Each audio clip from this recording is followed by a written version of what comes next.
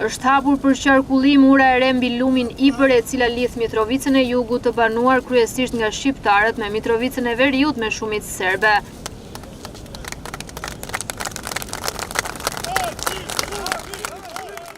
Përurimi u bë nga kryeministri në detyrë Albin Kurti, ushtruesi i detyrës së ministrit të infrastrukturës Hysen Durmishi dhe kreu i Mitrovicës së Jugut Faton Peci.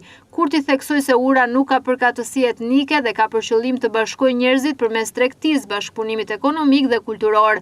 Ai shtoi se ura është vetëm përkëmbësor, duke mbështetur lëvizjen e qytetarëve në këmbë dhe rritjen e mobilitetit në qytet.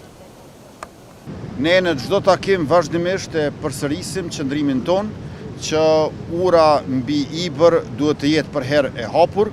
Tash i kemi gjithsej 77 ura mbi lumin Ibër, shumica dërmuese e tyre janë në Kosovë, për ka të tilla edhe në Maltëzi e në Serbi, e vetmja urë e cila ka persona të uniformuar sipër saj, tërkohën është ajo ura kryesore mbi Ibër.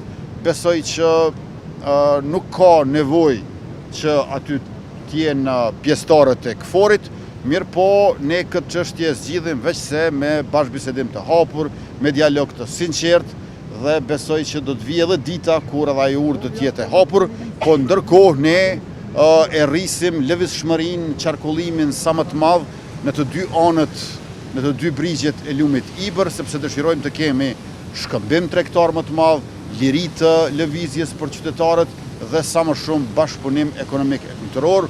Urat nuk kanë përkatësi etnike, urat mbi Ibër janë ura të Mitrovicës dhe të mitrovicasve. Ndërtimi i kësaj ure u realizua pas një memorandumi mes Ministrisë së Infrastrukturës dhe Komunave të Mitrovicës së Jugut dhe Veriut, krahas një ure tjetër të hapur në 26 gusht për automjete. Qeveria në detyrë ka shpenzuar rreth 3 milion euro për 2 urat me qëllim lidhjen e pjesëve veriore dhe jugore të Mitrovicës, qyteti ndar etnikisht që nga pas lufta. Ndërtimi ka hasur kundërshtime nga lista serbe dhe reagime ndërkombëtare, përfshirë peticionin e Beogradit me mbi 3500 nënshkrime, ndërsa BE ka vlerësuar rëndësinë praktike dhe politike të projektit, duke theksuar nevojën për koordinim dhe dialog mes komuniteteve.